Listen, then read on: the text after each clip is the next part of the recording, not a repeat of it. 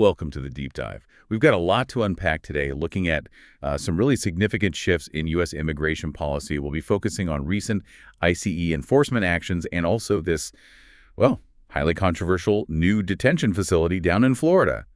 So the big questions are, what's really happening with arrests and deportations? What do these new facilities signal about policy direction? And, how's the public taking all this? Exactly. We're essentially looking at how policy, the human side of it, and public opinion are all kind of intersecting here. We need to connect those dots to really grasp the bigger picture. And we'll stick strictly to the sources provided, aiming for an objective look at what's going on and why it matters. Okay, let's dive in. The first thing that jumps out from the sources is this major shift in ICE's approach. They seem to be moving beyond just targeting people with criminal records. That's right. It seems quite deliberate. There's an ABC News analysis of ICE data. It points to a real uptick in arrests of migrants without criminal convictions starting around May 2025. And that followed a specific directive. Yeah, apparently from White House Deputy Chief of Staff Stephen Miller. So it suggests, a much broader dragnet is being cast. The key insight here isn't just more enforcement, but it's redefining who's considered vulnerable to immigration action, even if they're here legally or have no criminal past. And the human cost of that shift, it really comes through in some of these individual cases our sources describe. They're quite alarming. Let's start with Mahmoud Khalil. His story is pretty striking. Here you have a legal U.S. permanent resident, a Palestinian activist, detained March 8th, 2025. Reports say he was essentially kidnapped by plainclothes federal agents, and apparently they seemed surprised he was actually a legal resident, wouldn't show a warrant initially. Right, and the conditions reported during his detention sound incredibly severe. Plus, this explicit focus on his speech. Yeah, the sources detail him being held for 104 days, remote Louisiana jail. Allegedly denied his ulcer meds, forced to sleep under bright lights constantly, food described as nearly inedible, lost 15 pounds. And the Trump administration publicly celebrated the arrest. They labeled his campus activism, pro-Palestinian activism, as pro-terrorist, anti-Semitic, anti-American, even though there were never any criminal charges or terror links found. And that Rubio determination, what exactly was that? Secretary of State Marco Rubio issued it. It's described as this unusual assertion of executive power, basically saying Khalil should be deported purely for beliefs that might undermine U.S. foreign policy. No crime needed. Eventually, a federal judge ordered his release, finding those grounds were likely unconstitutional. So what's happening with him now, according to the sources? Well, he's suing the administration for $20 million. False imprisonment, malicious prosecution. He wants accountability, policy changes. He described the whole thing as terrorizing him and his family, talked about the pain of missing his son's birth while locked up. And he overheard something indicating White House involvement. Yeah, apparently heard an agent say, the White House is requesting an update, which, strongly suggests political motivation behind it all. Okay, so this pattern, it goes beyond activists or legal residents even. Our sources show students getting swept up too. Right. Take Sarah Lizeth Lopez Garcia. She's a 20-year-old community college honors student, Suffolk County, near perfect GPA, absolutely no criminal record. She and her mother were picked up by ICE at their home in New York the day before her graduation ceremony, weeks before her wedding. Wow. And they were here legally and processed for permanent residency. That's what the sources indicate, yeah.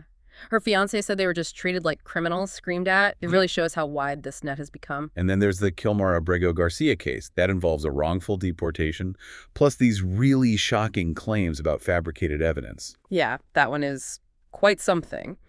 He was mistakenly deported to a mega prison in El Salvador back in March 2025. This was despite a court order from 2019 protecting him from deportation because of fears of gang persecution back home. The Supreme Court ordered his return. They demanded it, but the administration initially refused. They kept insisting he was an MS-13 gang member, that specific gang often mentioned in border debates. But there was apparently no evidence for that claim in his specific case. And what's really disturbing, the sources highlight this. President Trump showed a photo of Abrego Garcia's hand supposedly with MS-13 tattoos. But the photo was altered. Independent analysis confirmed it. Photoshopped. His wife's social media even showed his hand without them. The tattoos were digitally added. So now he faces human smuggling charges, which his lawyers are calling just a desperate attempt to justify the wrongful deportation. They're questioning the witnesses, too, suggesting they might be getting immigration favors or money. So, looking at all this, are these just terrible mistakes, or is there evidence of something more systematic? A pattern of wrongful actions. The sources suggest a pattern, yes. The American Immigration Council, for instance, reported ICE illegally deported possibly up to 70 U.S. citizens between 2015 and 2020 and arrested 674 potential U.S. citizens, detaining over 100 of them. And ICE doesn't track these errors well. Apparently not.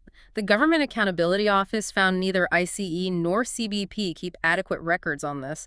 They also pointed to inconsistent training, faulty databases. Plus, you had that case in Monmouth County, New Jersey, where the sheriff's office asked ICE to hold U.S. citizens just because they had Latinx names. That looks like clear racial profiling to critics. Justice Sotomayor warned about this. She did. A stark warning about the potential for even U.S. citizens to be taken off the streets, forced onto planes, and confined to foreign prisons. It blurs a really important line. We're also seeing some pushback, though, right? Yeah. Like in California. Yeah, there was that incident. Medical staff at a surgery center in Ontario, California, physically trying to stop ICE agents from arresting a Honduran landscaper, Dennis Gillen Solis.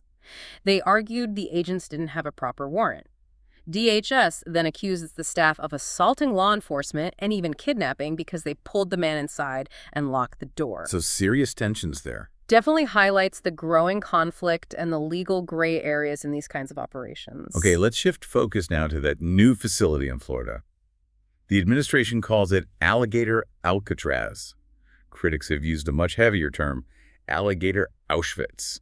That's obviously sparked a huge debate. It really has, and it brings up this very difficult question. When is it okay, if ever, to make comparisons like that?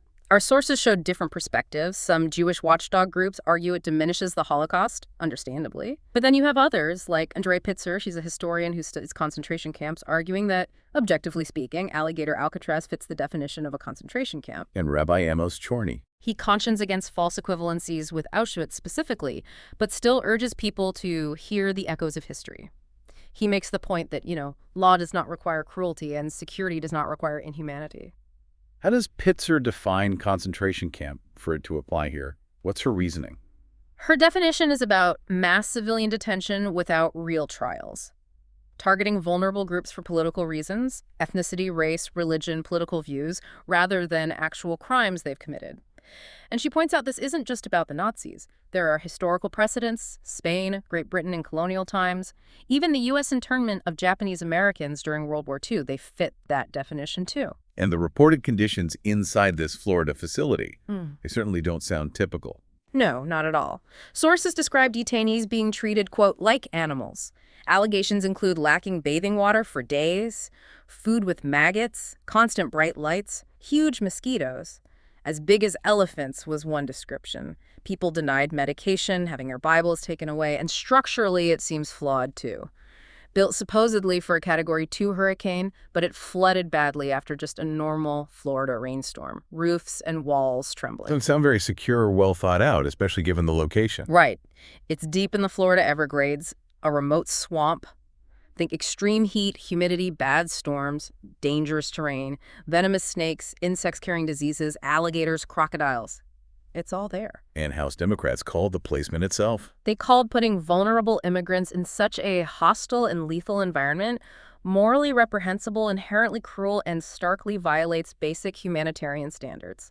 Pretty strong words. And President Trump joked about it. Yeah, reportedly joked about teaching detainees to run zigzag to avoid the alligators. It seems the harsh conditions are intentional, based on what officials have said. That's what Homeland Security Secretary Kristi Noem openly stated, according to our sources.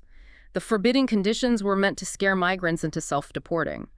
Her warning was basically, if you don't leave, you might end up here. And the sources draw a historical parallel there. They point out it echoes Hitler's initial strategy for German Jews, making life unbearable through things like the Nuremberg laws to pressure them into leaving Germany on their own. It's also noted that some administration officials and supporters seem to relish the cruelty, even selling Alligator Alcatraz merchandise. And this whole strategy seems built for massive scale, doesn't it? Absolutely. The facility aims for 5,000 beds, which is way above average.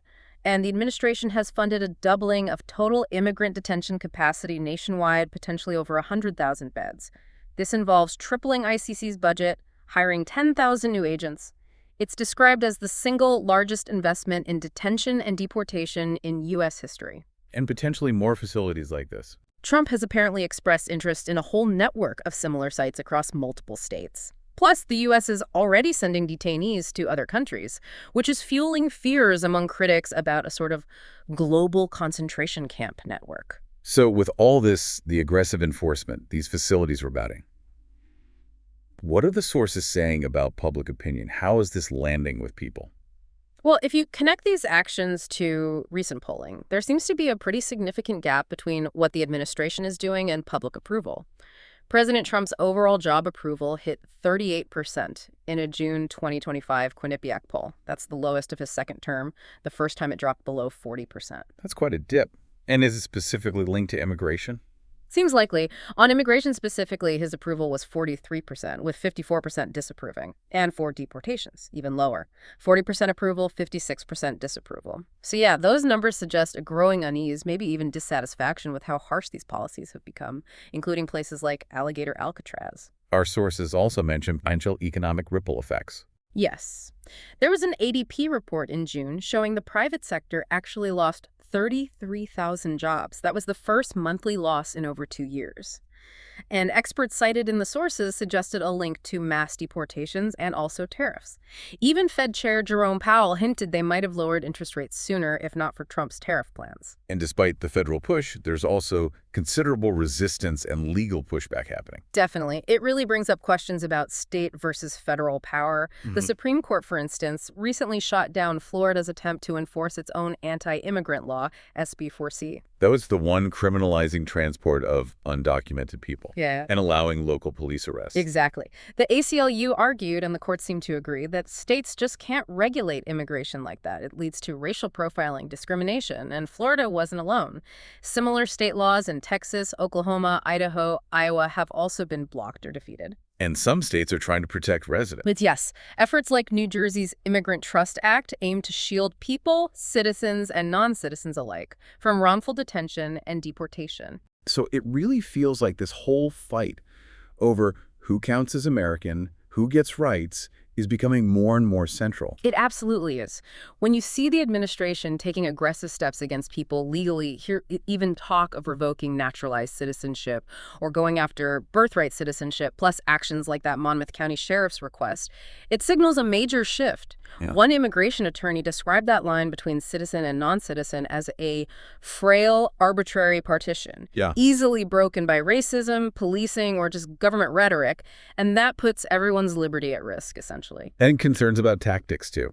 Yeah, critics point to what they call police state tactics. Masked agents, unmarked cars, grabbing people off streets without warrants, allegations of ICE making up assault claims against people who challenge them. So what you're really seeing is this tangled web of policy decisions, the real-world impact on people, and the public's reaction, all circling around fundamental ideas of human dignity and civil liberties. So we've taken a deep dive today into this really challenging territory of U.S. immigration policy.